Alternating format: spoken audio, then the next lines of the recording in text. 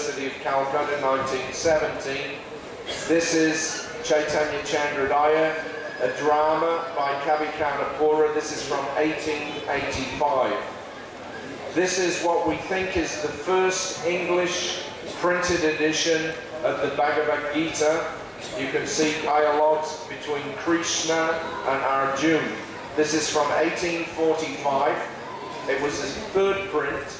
The original one came out in 1785 by Charles Wilkins. This is a work, Collected Works, Volume 6 of Sir William Jones. He died in 1794. He was an English scholar, probably the first one to start translating Vedic literature into English and publishing them. And he was a bit of a genius. He spoke fluently, reading and writing, 13 languages, and he could speak or had a working knowledge of 27 other languages. So this is an important book. This is one of the first publications of the Vedas by the scholars from Europe. Now, moving closer to home, 2 weeks ago, Jananivas Prabhu and myself went through the Almira in Prabhupada's room here in Mayapur. We found 20 postcards written to Shilla Prabhupada from different godbrothers and other persons dating back to 1949 to 1950. Nobody knew that these existed, we just found them. This is a very interesting letter. If I can read it properly, it says, this is from the Governor of Bihar's Secretariat. It says, His Excellency the Governor will be able to meet you, but he will have no talk with you about the publication of your books. And he cannot give you any help in that respect. Also, it will not be possible for His Excellency to approach any publisher, nor can he give any financial assistance. In these circumstances, it is not worthwhile for you to come to see the Governor, but if you are still desirous of seeing him, we can set up a date.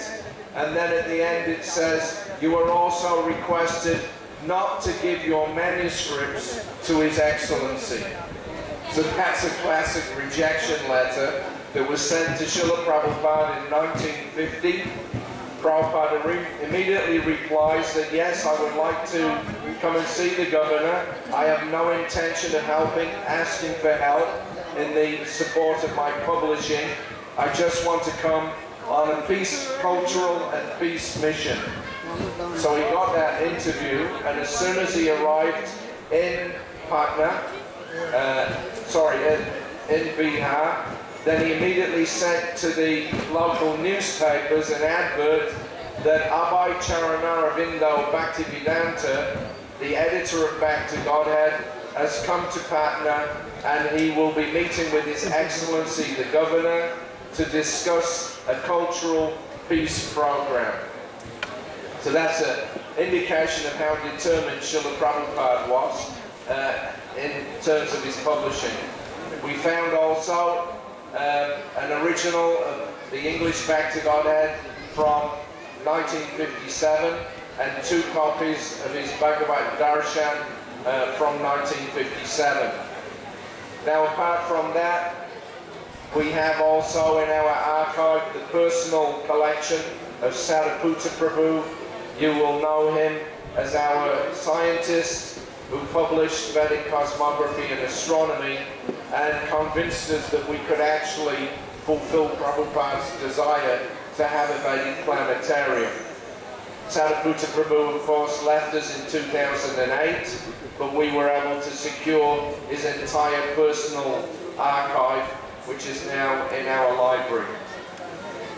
Just about 6 days ago, I took delivery of a set of almost a complete collection of the Back to Godheads from Nishringananda Prabhu of ITV fame. This is half the collection, and he's sending the other half later on. So we're collecting books as we go along. We want to publish. whatever we have. About 50% of Bhaktivinoda Thakur's works and Bhaktisiddhanta Saraswati's are still not translated into English and published, so that is one of our aims. And we're beginning with this find, which was the most amazing of all, a copy of the personal diary of Bhaktisiddhanta Saraswati that begins in 1904 and it goes through to 1936. So that will be published before the end of this year. Now, another aspect of what we're doing is we're collecting manuscripts. In 2011 and 2013, we've been very active.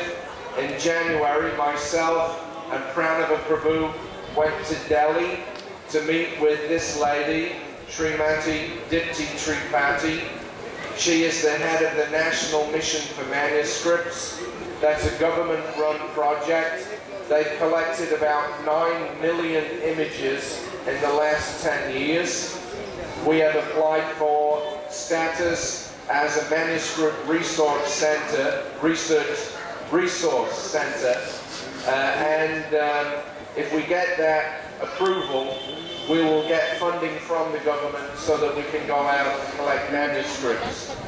By manuscripts, we mean tree bark ones on the left, palm leaf ones on the right, and in the bottom left corner, handmade paper.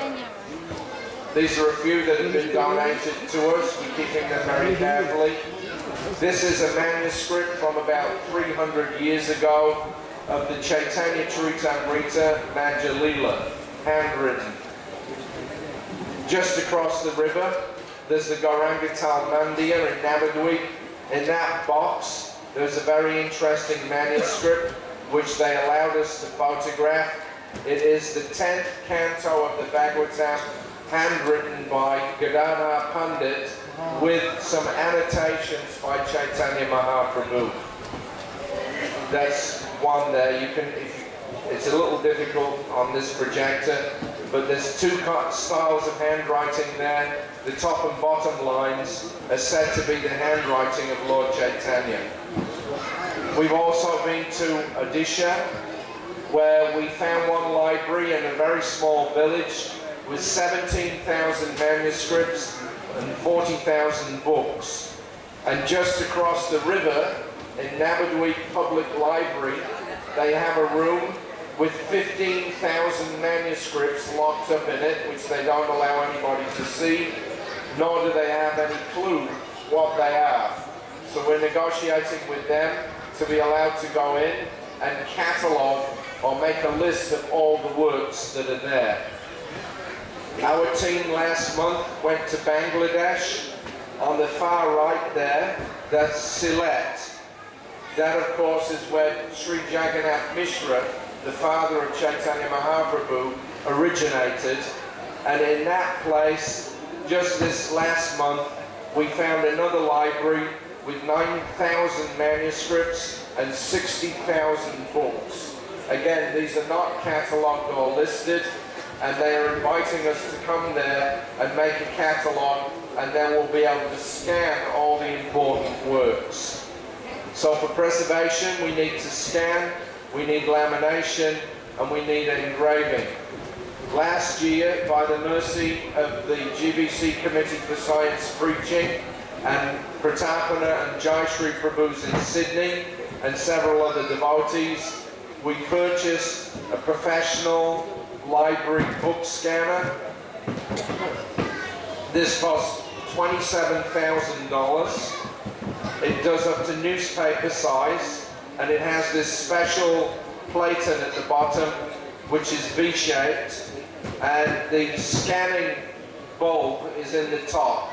You can do about 600 pages an hour with this scanner. So this has given us the capability now of scanning all the books in our library. We began with the Nadia Prakash, the daily newspaper of the Gaudiya Mission.